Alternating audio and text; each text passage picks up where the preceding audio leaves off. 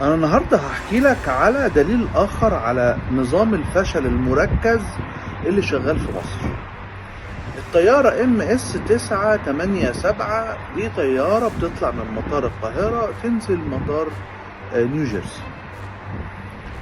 حكاية بسيطة وسهلة مفيهاش كتير. الركاب كلهم أغلبهم مصريين أو أمريكيين من أصول مصرية، فيهم المسلمين وفيهم لقباط وفيهم اللي من الشمال واللي من الصعيد واللي من الجنوب، فيهم كل أشكال المصريين. الطيارة ما طلعتش من المطار، نظام التكييف في الطيارة مش شغال. الناس اللي جوه الطيارة حسوا باختناق وحسوا ان نظام التكييف شغال عكسي، يعني شغال بيدي حرارة ما بيديش برودة. حسوا انه الحكاية دي مش مطمئنة.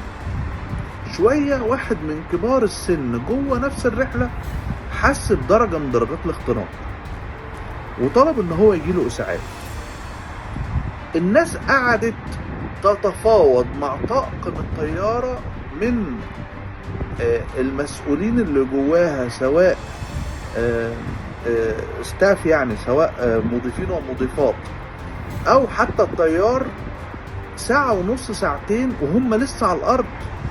بينما كان ممكن جدا إدارة الخدمة الأرضية في مصر للطيران، الشركة اللي بتخسر مليارات الجنيهات وفي عرض زبون يعبرها ويشتري منها تذاكر، لم يستطيع حد في البلد كلها ولا في المطار كله انه لا يجيب لهم حد يعمل صيانة للطيارة، فبالتالي مشكلة التكييف تهدى، ولا يجيبوا حد يعمل اسعاف للراجل الكبير في السن اللي حالته صعبت على الناس كلها، وبالتالي طبعا تضامنوا معاه.